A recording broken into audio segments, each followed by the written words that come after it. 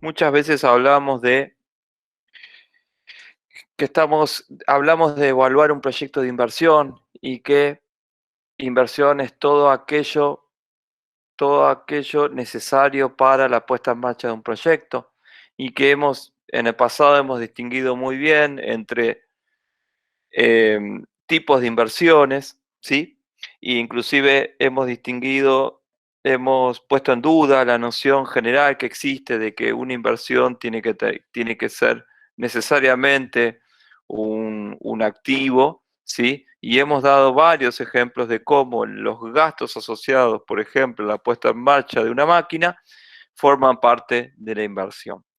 Bien, ahora queremos ir un poco más en detalle y tiene que ver con justamente esos activos que forman parte de la inversión, dejando de lado un poco los gastos de puesta en marcha.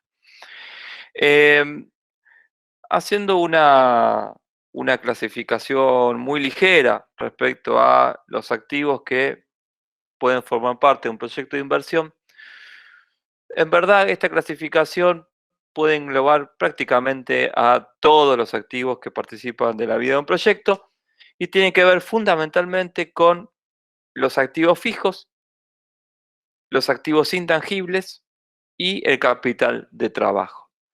¿Por qué nombramos esta clasificación? Porque el día de mañana, si soy formulador, no me puedo olvidar alguno de ellos, porque los tres son igualmente importantes para la ejecución de un proyecto. Como tampoco me puedo olvidar que si incorporamos activos fijos a la, activos fijos se comprende, ¿no? Tiene que ver con todos esos bienes materiales que se incorporan a la empresa, inclusive que se contabilizan y que son sujetos de amortización. Pero cuando esté trabajando en la naturaleza de un proyecto y en su formulación, no puedo omitir los gastos de puesta en marcha, porque si no, los activos no me quedan operativos para funcionar. Y si los activos no me quedan operativos para funcionar al inicio del proyecto, sin embargo, va a provocar que no pueda producir. Y si no puedo producir, no puedo abastecer esa demanda que estimé. Si no satisfago esa demanda, no recibo ingresos, los costos operativos empiezan a correr porque hay costos que son fijos, que no dependen de cuánto produzca, y seguramente aquel flujo de fondos que yo tenía, un pronóstico de flujo de fondos libres para el mes 1 de X pesos, sea un flujo negativo y sea parte de la proyección que por otra parte me había dado fundamentos para decidir hacer el proyecto. Entonces yo arranco con un flujo de fondos negativo y probablemente con una situación de solventar ese flujo de fondos negativo, porque digo, en definitiva, ¿qué está atrás de eso? Digamos, es decir, no es gratuito lanzar un proyecto para quien lo lance y que mes a mes todos los flujos de fondo den un saldo negativo a fin de mes. Porque alguien va a tener que pagar esa fiesta de alguna manera. Es decir, si el proyecto se instala en una empresa existente, la empresa va a tener que ser mucho más eficiente en otras áreas y va a tener que hacer una reingeniería financiera para poder tener recursos extras que le está demandando este proyecto, cuyo equipo no contempló ciertas vicisitudes que está provocando que, lejos de ser un proyecto generador de fondos, se vuelve un proyecto demandante de fondos. Entonces, para una operatoria habitual que estaba preparada para una situación dada, si se le añade un proyecto que le va a retirar fondos, que le va a exigir fondos para pagar a proveedores, corre riesgo la empresa de estar en situaciones de iliquidez, que se llama. Y eso es lo peligroso, porque una situación de iliquidez provoca que los responsables de la empresa tengan que salir a cubrirla y cubrir esa posición de iliquidez muchas veces no encuentra sustento o respuestas en los prestamistas habituales de la empresa. digamos. ¿Por qué? Porque el banco no extiende su crédito más allá de un límite, porque los socios ya no tienen más para aportar. Entonces, en la medida que esa liquidez sea inmanejable, se produce un quebranto o una cesación de pagos y con ello hasta la quiebra de la empresa, ¿sí? Entonces, por ello nos preocupamos en hacer el mejor trabajo profesional previo a la ejecución de un proyecto, ¿sí? Entonces, no puedo pecar de olvidarme las situaciones de contexto asociado a los activos que incorporo. Bien, activos fijos son aquellos bienes que cumplen con ciertas condiciones. Primero, responden a equipos o a infraestructura edilicia o vehículos o, digamos, bienes muebles e inmuebles que se incorporan a la empresa. Se utilizarán en un proceso productivo o pueden servir de apoyo en la operación normal. Ejemplo, una laptop para una tablet o una laptop para el vendedor que tiene que andar en la calle, me va a levantar órdenes de compra de mi producto. Bien, forma parte del proyecto. Y es un activo fijo porque es un bien tangible, ¿sí? Eh, pero tengo que tener mucho cuidado con esto, porque muchas veces, inclusive esto es hasta delicado en el ámbito de grandes corporaciones, grandes empresas, muchas veces se cuelgan del proyecto activos que no son necesariamente consumibles por el proyecto. Ejemplo,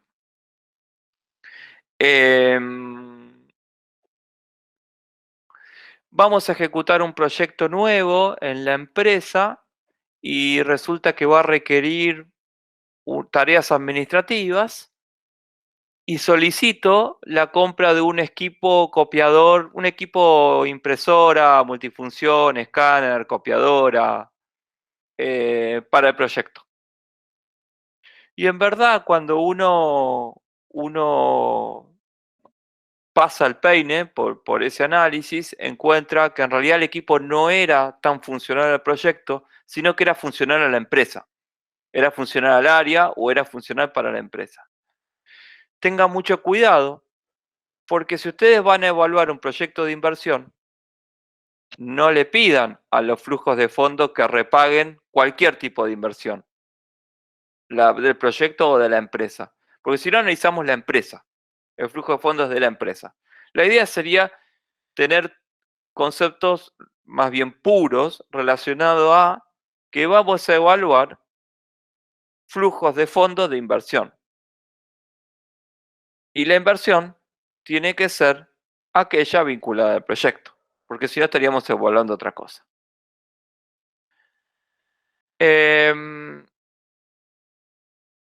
Los activos fijos, por otra parte, impactan en la empresa a partir de que se produce una depreciación contable de ellos. Hemos hablado algo en estas clases anteriores respecto a depreciación contable, pero el concepto es muy sencillo de fondo, digamos, ¿no? Los estados de cualquier país del mundo aceptan, reconocen de alguna manera que los activos que se incorporan a una empresa sufren un deterioro de valor. Como es muy difícil establecer cuánto se deterioran los activos, se establece un método que es altamente efectivo. ¿Cuál es? El de amortizar a los equipos en forma constante, por una X cantidad de años, dependiendo del bien que se trate. Ejemplo, un edificio se puede amortizar en 10 años, una computadora en 3, un vehículo en 5. ¿Significa esto que al término del primer año el vehículo se depreció 20%? Sí y no. La verdad que si el vehículo fue tratado en forma inmaculada, fue muy bien cuidado y no tiene desgaste, y el mercado indica que ese auto con un año de antigüedad no vale 20% menos, la verdad que el deterioro no es tal. ¿Cómo resuelve esta disparidad? Los gobiernos, ¿cómo resuelven esta disparidad? Muy sencillo. Le indican a la empresa que puede amortizar sus bienes en 5 años y al final del periodo, cuando el bien vale cero para la contabilidad, porque se fue descontando 20% cada año, si la empresa se desprende de ese equipo, lo vende, lo saca de su inventario, lo va a tener que emitir una factura de venta. Como para la contabilidad es cero, porque ya ese equipo no vale nada contablemente, pero sin embargo el mercado sí lo valoriza porque lo está pagando, la empresa paga impuestos por la utilidad obtenida. Como el costo es cero y el precio de venta es X, la utilidad es precio de venta menos costo cero es igual al precio de venta. Término totalmente eficiente para los gobiernos, quizás no tanto para las empresas porque tienen que hacer un uso financiero de esos fondos distinto, pero es efectivo. ¿Por qué? Porque siempre los estados van a cobrar impuestos por las valorizaciones de los bienes extemporáneas a ese método fijo de cálculo de depreciación que ocurre durante todos los periodos.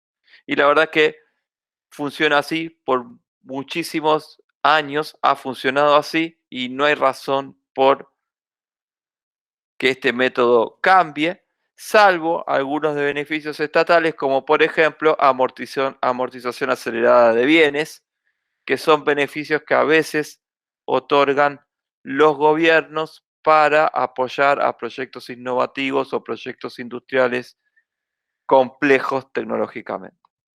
¿Por qué sería un beneficio la amortización acumulada de bienes? Porque la empresa en el primer año podría mandar a gasto el 100% de los bienes y reducir con ello parte de sus ganancias del primer año y pagar menos impuesto a las ganancias. Bien, pero ¿por qué esta introducción? ¿Por qué tanta explicación y por qué tanta importancia de la amortización, de la depreciación contable en los flujos de fondos y por qué impacta sobre los resultados económicos? Y ustedes me dirán, ¿qué tiene que ver un resultado económico con un flujo de fondos financiero que se mueve bajo la lógica de lo percibido, bajo la lógica de entradas y salidas de dinero? Que bueno, a través de la rentabilidad debo pagar impuestos a esa ganancia. Y el impuesto determinado lo debo pagar. Entonces allí es donde me participa el concepto de la amortización en el flujo de fondos, determinándome el impuesto a la ganancia que debo pagar. Y es clave. Digo, en muchos proyectos el renglón impositivo se vuelve tan importante que hace al pasa no pasa de la evaluación de proyectos. Bien, tengan cuidado, esto de amortización contable se ve muy bien en la evaluación de bienes, el valor de rezago de los bienes, cuando hablamos de valor contable, valor comercial y valor económico, se ve muy bien cómo se calcula una depreciación contable, solamente estamos repasando conceptos. Recuerden, y allí se expresa en los ejercicios que hemos resuelto respecto a valor de rezago, recuerden muy bien que los terrenos no tienen depreciación, porque la tierra es tierra, no sufre desvalorización. Y los gastos en puesta en marcha habíamos debatido respecto a esa naturaleza, pero los incluíamos dentro del valor del activo. No así otros gastos que sí pertenecen a la inversión inicial, pero que no están asociados a activos. Ejemplo, el valor de depósito de un galpón en alquiler. Forma parte de la inversión inicial, pero a nadie se le ocurriría que participe dentro del cuadro de bienes de uso de la empresa y se deprecie el valor del depósito. Ahora, bien, incorpora un equipo y los costos de nacionalización de ese equipo sí forman parte del mismo equipo en el cuadro de bienes de uso de la empresa.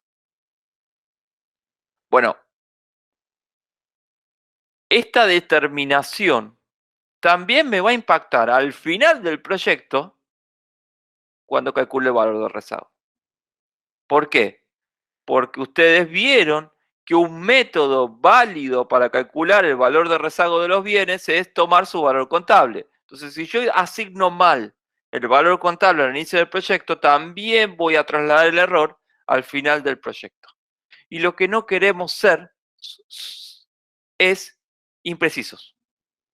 O sea, no contratan nuestros servicios para trabajar bajo la ley de los 5 dedos oscilantes, ¿no? O sea, nos contratan nuestros servicios para emitir un dictamen de recomendación de aprobación o de ejecución de un proyecto basado en supuestos y premisas de análisis. Bien. Otro tipo de activo tiene que ver con los activos intangibles. Acá, por favor, yo no los estoy viendo, pero si ustedes tienen alguna consulta, abran el micrófono, por favor, y la discutimos sobre lo que se ha dicho, lo que va a venir. Activos intangibles. Bien, como su palabra lo indica, son activos importantes para la empresa, pero que no son materiales, no se pueden palpar, tocar, evidenciar, pero que son muy importantes. A veces tan importantes o claves que invalidarían el proyecto si no se contratan. Ejemplos, una licencia para operar, una habilitación comercial en una zona gastronómica, por ejemplo. Una habilitación comercial de gastronómico en una zona gastronómica. Digamos. Si yo no obtengo eso, yo no puedo operar. Por supuesto, hay una muy línea delgada respecto a que esos derechos puedan tener o no, sean sujetos o no de depreciación contable. En verdad, existe una jurisprudencia, existe una reglamentación, que ahí sí vamos a descansar en los contadores en virtud de establecer cuál de estos activos intangibles son sujeto de amortización. Y acá no hay un consenso. Yo he visto una norma ISO, por ejemplo, que se ha declarado bajo el rubro de bienes de uso en activos intangibles. En verdad, es una línea muy delgada, digamos. Es decir, si uno manda a gasto, a consultoría, a desarrollo, lo que la norma ISO me implicó, lo que estoy haciendo es mandando a gasto en el primer año el 100% de las erogaciones. Si yo lo mando activo, lo que estoy provocando, los activos intangibles generalmente se amortizan en 3 años, lo que estoy provocando es aumentar el valor de bienes de uso en el activo y mandar a gasto 1/3 del bien que corresponde con la depreciación del año. Si alguien no me sigue en estos argumentos, yo estoy hablando mucho de contabilidad ahora, ¿sí? Estoy separando activos, estoy separando gastos, estoy separando gasto de operación con depreciación, que son todos conceptos muy diferentes. Bien. Discúlpame, Sí. Lucas. Sí. Te seguí con todo la diferencia entre financiero, contable y demás. No entiendo, o al menos no te logré seguir, conceptualmente cuál sería la lógica de depreciar un activo intangible. O sea, ¿cuál sería un ejemplo? Esto de la ISO, ¿por qué se consideraría y bajo qué concepto, digamos, lo podrías depreciar? Mira, es muy discutible. Yo hice la aclaración porque en verdad son las menos situaciones que vos encontrás de activos intangibles depreciados. Pero te voy a un ejemplo, o sea, con respecto a la ISO, eh, directamente para mí, hoy una ISO no participa de un activo intangible. ¿Una patente sí puede ser?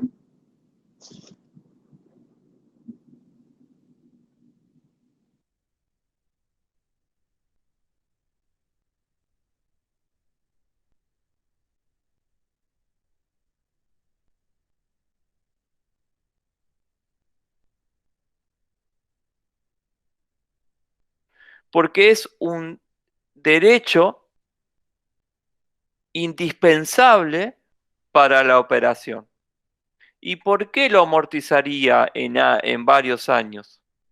Porque es una patente que...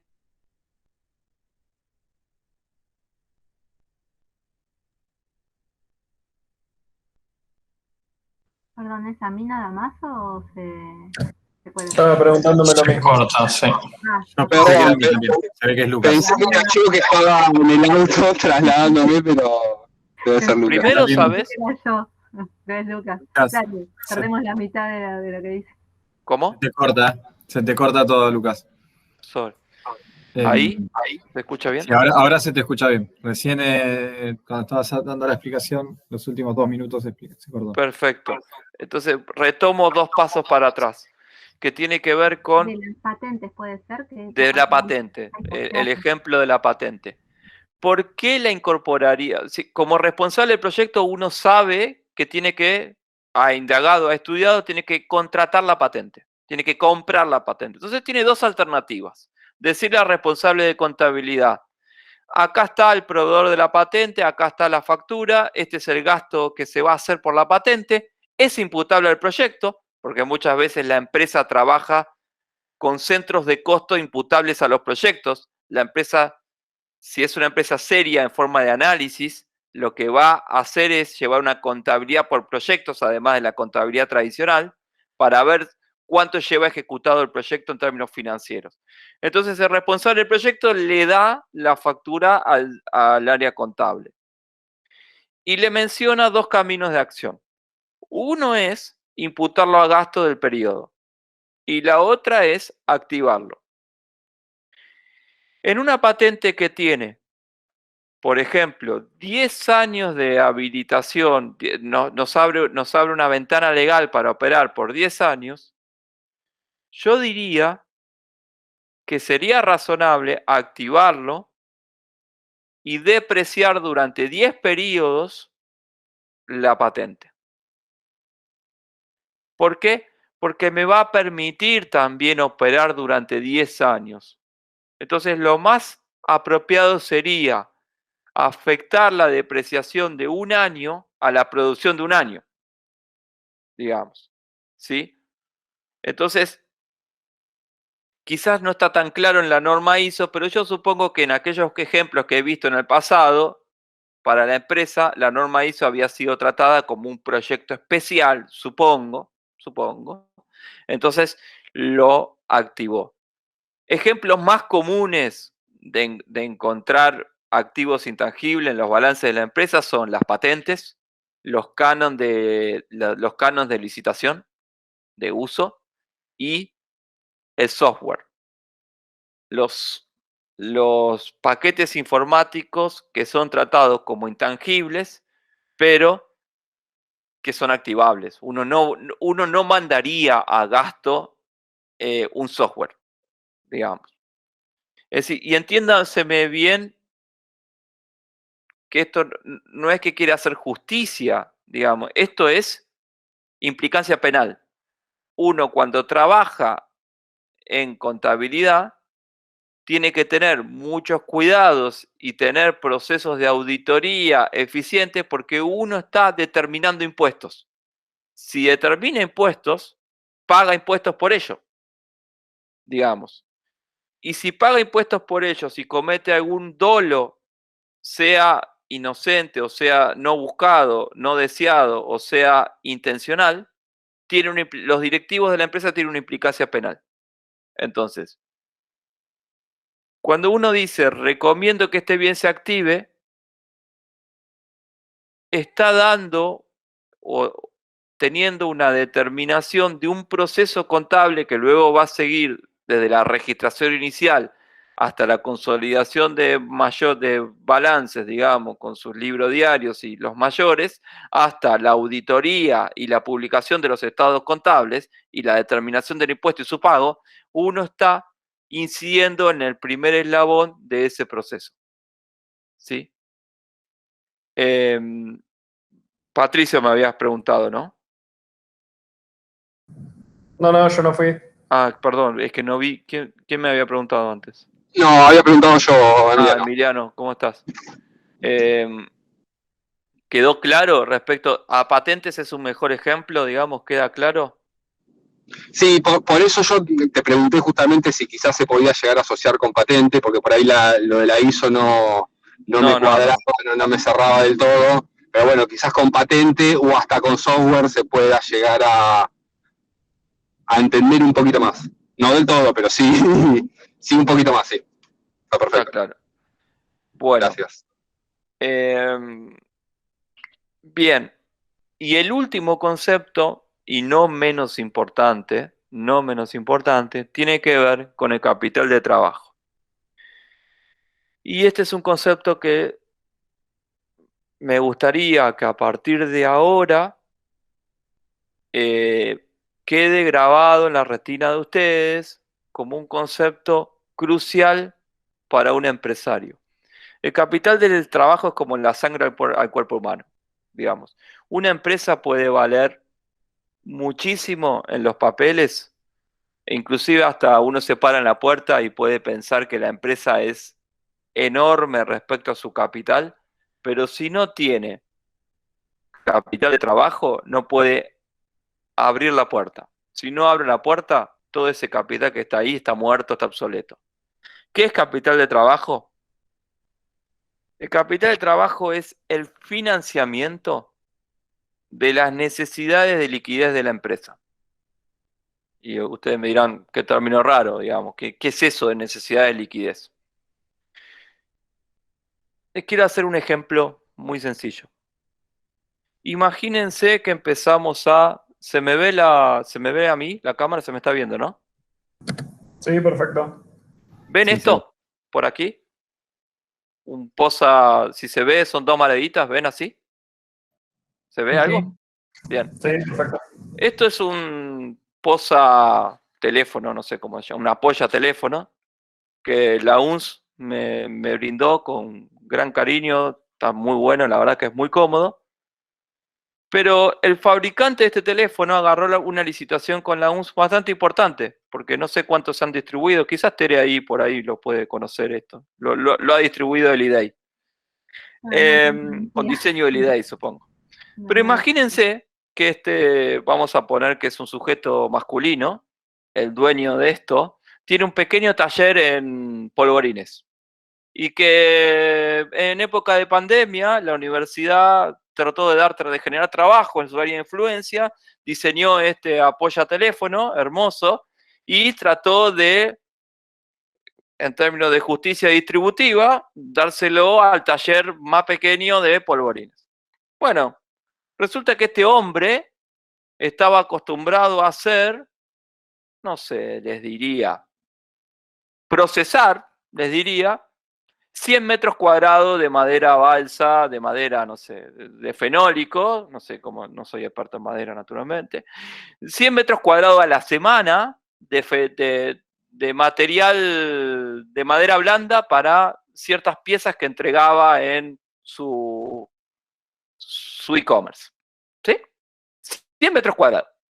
Él procesaba, tenía un empleado, se levantaba a las mañanas, levantaba las órdenes de pedido de los clientes, organizaba la producción, decía, bueno, hoy voy a hacer, si yo tengo 7 días a la semana y tengo 100 metros cuadrados, bueno, tendré que hacer razonablemente 15 metros cuadrados por día, así me guardo el domingo libre. Bueno, estará por ahí. El sábado hacemos un esfuercito más y cerramos la producción de 100 metros cuadrados, despacho y vendo. Ahora viene la universidad y le pide que en un mes les haga 300 metros cuadrados y no solo de material, sino que el corte, el troquel que tiene esta pieza, más el grabado del logo, le implica una demora en el proceso productivo por pieza de 3 horas, adicionales a lo que él tenía planificado. Este hombre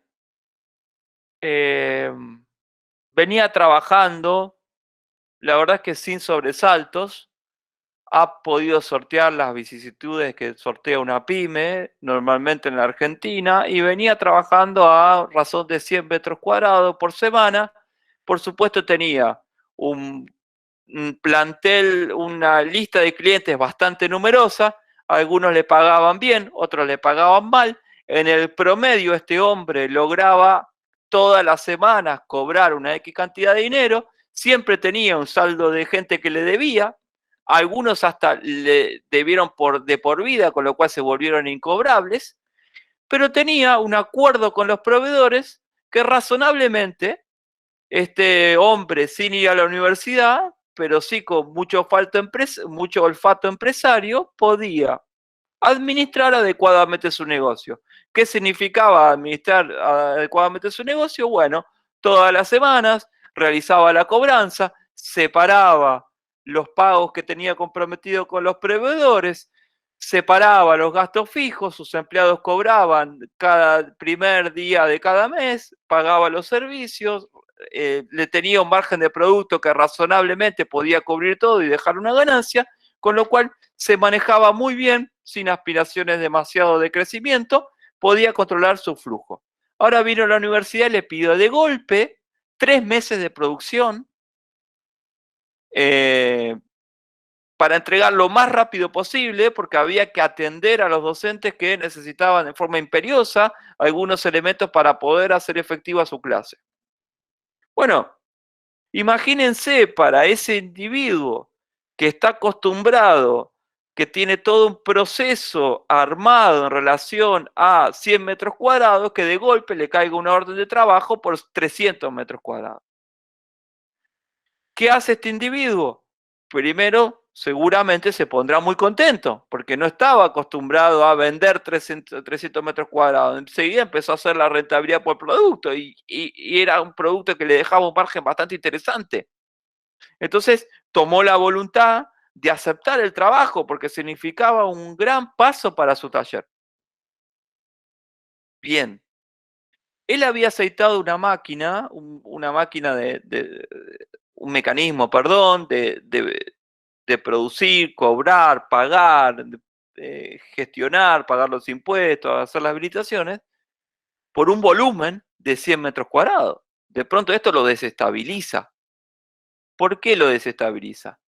Porque llama al proveedor y le dice, ¿cómo estás? ¿Te acordás la producción que me tenés que entregar el lunes de madera? Bueno, voy a necesitar 300 metros cuadrados más.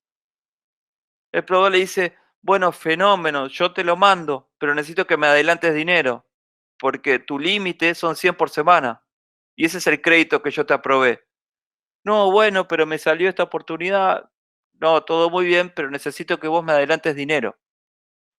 Entonces, sabemos que la universidad es bastante compleja para cobrar, de alguna manera. O sea, este empresario tiene que entregar la producción, facturarla, que la universidad pase todos sus procesos administrativos, se apruebe la factura y que le liquiden a la cuenta del proveedor a los 60 o 90 días de entregada la mercadería. Pero sin embargo, tiene un mes de producción previo. Entonces este empresario tiene que comprar materia prima un mes antes de entregar la mercadería final, entregarla y tardar entre 60 y 90 días para cobrarla. Entonces tiene que financiar un ciclo productivo de 4 meses. ¿Me siguieron el ejemplo? ¿Se entiende bien el ejemplo? Hago la pregunta porque es muy importante. De ahora en adelante vamos a trabajar estos conceptos. ¿Sí? ¿Ponen un dedito, un emoji, algo? ¿Un ok? Sí, Santi, perfecto. Vamos, bien, perfecto. Entonces, la necesidad de fondos para solventar la operación es capital de trabajo. ¿Qué significa? Al ejemplo, para terminarlo, este hombre va a tener que poner temporalmente de su bolsillo, hacer un aporte con ahorros que tenía de su vida y de su familia, va a tener que hacer un aporte para anticiparle al proveedor financieramente la compra, producir, porque quizás tiene que contratar un trabajador temporal, por ejemplo, por un mes, para poder abastecer esa producción que le pidieron. Va a tener que pagar él a ese proveedor. Si la empresa no tiene flujos de fondos libres, va a tener que aportar a ese trabajador, perdón, al proveedor y al trabajador, va a hacer aportes. ¿Y cuándo va a retirar esos aportes que hizo? Cuando la universidad le pagó. ¿Por qué? Porque la universidad le paga a un precio de venta que tiene incluidos los costos más la rentabilidad. Se supone que este individuo puede, al momento que cobra, sacar parte de ese aporte que hizo, porque si hace una venta adecuada, con unos cálculos de rentabilidad adecuados, eso que cobra, más que paga los costos que ha tenido en la operación. Entonces, este individuo puede sentirse contento relativamente de que va a cobrar a los 4 meses y va a poder retirar eso que puso hoy. Por supuesto que este proceso es feliz en términos de que la universidad le cumple a este individuo. No es justo ese caso de la universidad, pero esto es delicado en el mercado. Digo, uno no simplemente por vender va a cobrar. Digo, yo quiero que nos empecemos a preguntar en los flujos de fondos y en los proyectos es cómo vamos a cobrar. ¿A qué tipo de cliente vamos a atender? ¿Le voy a cobrar en el momento o le voy a dar crédito? Voy a trabajar con grandes empresas que una vez que me metí en el proceso de validación y auditoría de proveedores, razonablemente, salvo que se caiga el país, suelen cumplirle a los proveedores. O me voy a meter con la pyme que tengo que tomar un café con el empresario, explicarle por qué le llevo la factura, pedirle, rogarle que la ponga en la liquidación del mes que viene. Resulta que el mes que viene tuvo un imprevisto, no me la liquidó, me tengo que sentar con el empresario y con la administrativa, tengo que hacerles un descuento de pronto pago para poder cobrarla. Digo, en parte, eso involucra capital de trabajo. Como el proyecto está iniciándose de cero, alguien tiene que pagar la fiesta. Alguien tiene que pagar el pedido que le hago a mi proveedor anterior a que fabrique el producto y lo puse a la venta. Como alguien tiene que pagar esta fiesta, se debe calcular cuál es la suma de capital de trabajo que se necesita para el primer ciclo de producción.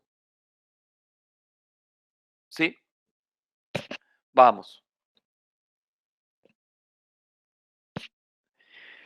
El problema es cuánto se va a necesitar.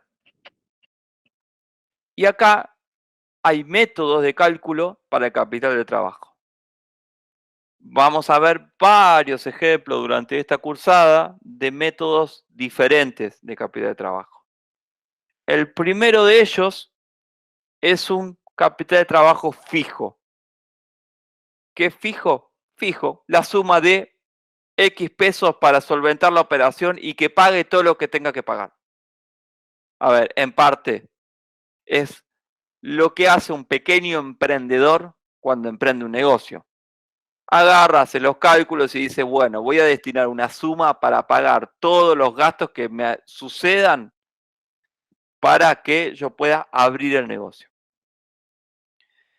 El otro cálculo es el contable, ahora vamos a hablar de eso.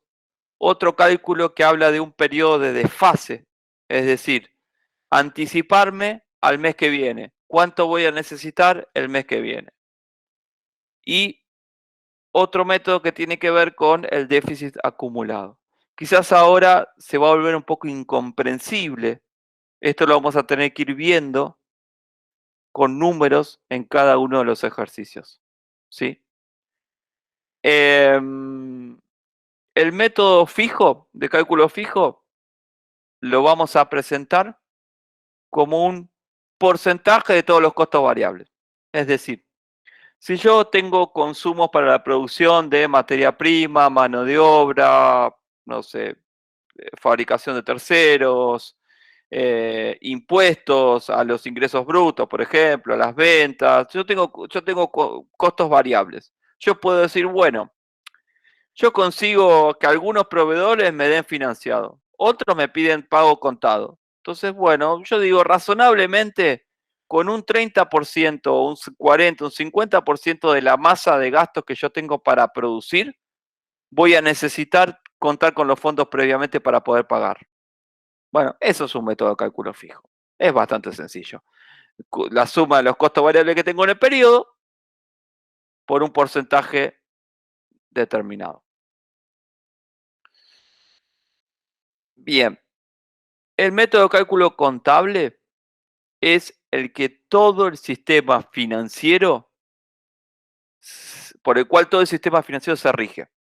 Cuando uno presenta un balance en un banco, el evaluador crediticio del banco le va a hacer la resta entre todos los activos corrientes menos los pasivos corrientes.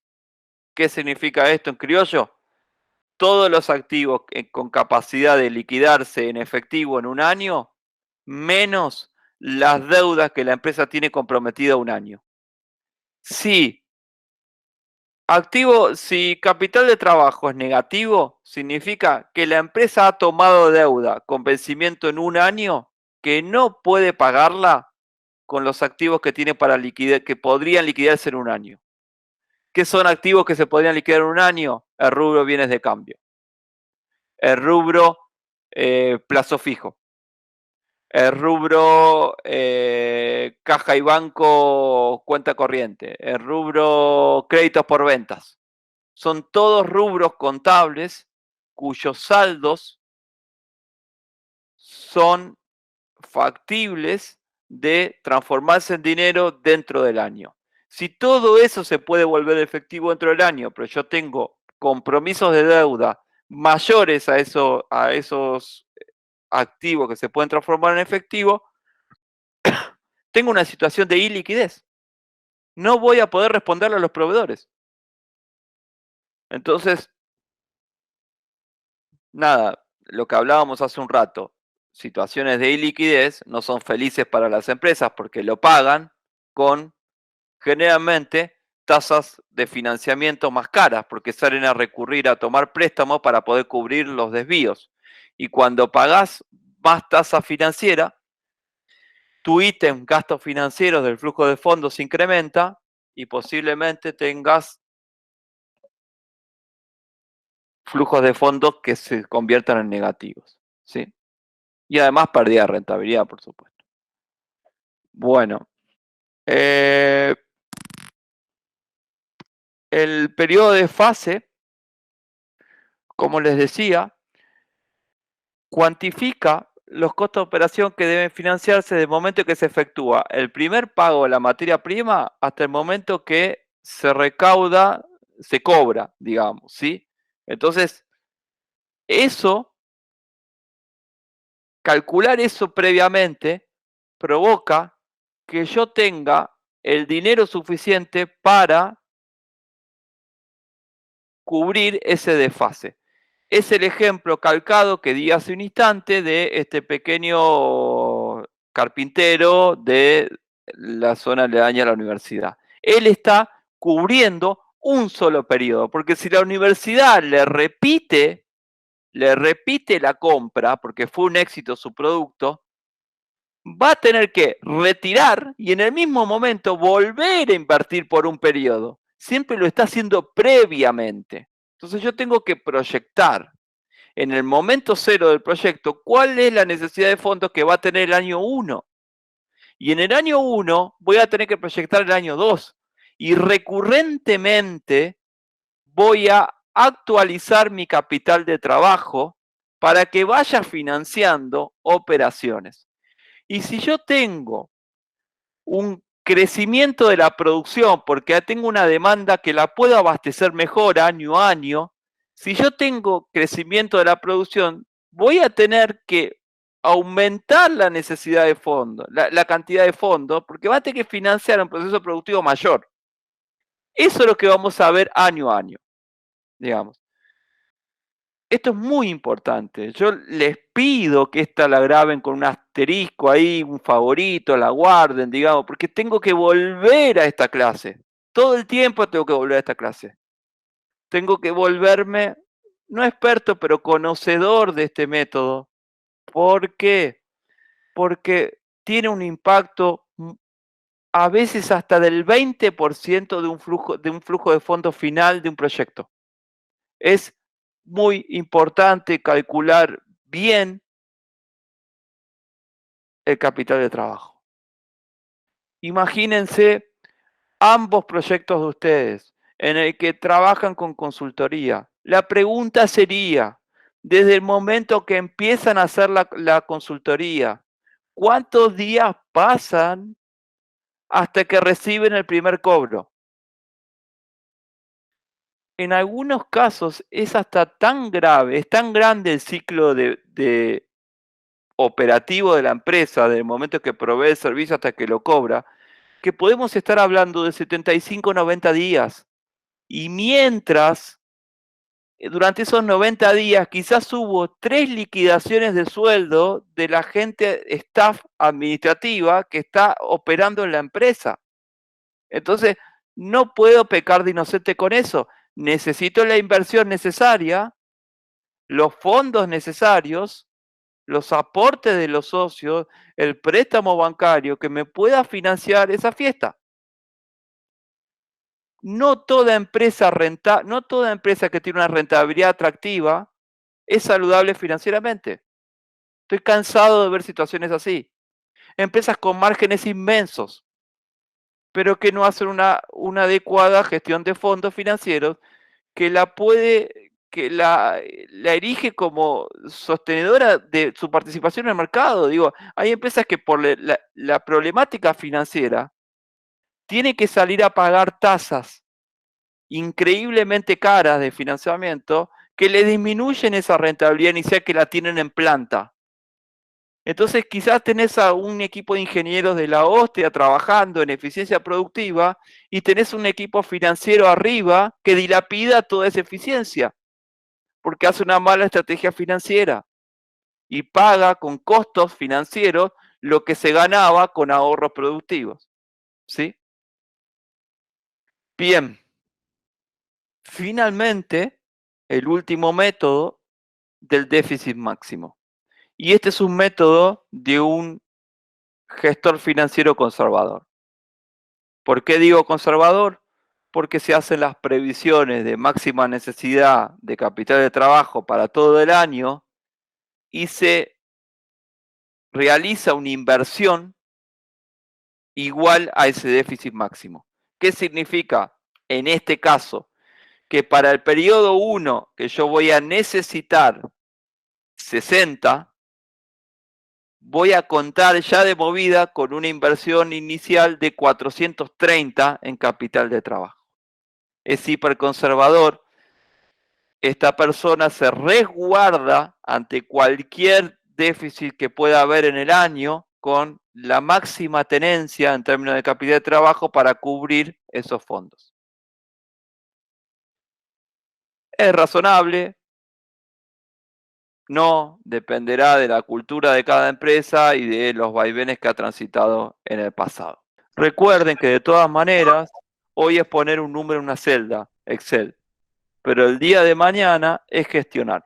Imagínense, no sé, por caso, alguna empresa nacional importante, a ver, que trabaja, Peugeot o FB, que trabajan, digamos, con muchos pasantes de la UNS. Imagínense la masa de dinero que significará los gastos de operaciones de esas empresas.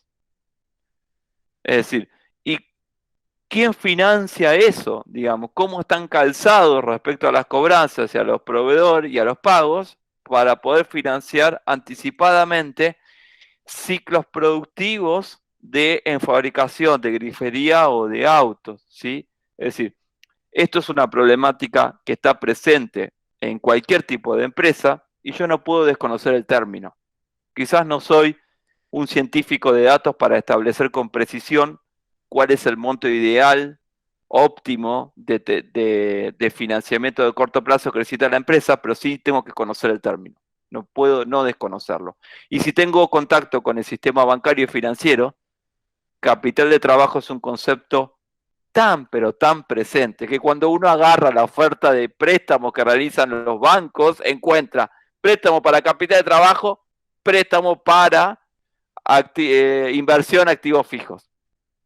Encima, usan mal el término, porque capital de trabajo forma parte de la inversión. Algunos pocos bancos dicen préstamo para inversión en capital de trabajo, préstamo para inversión en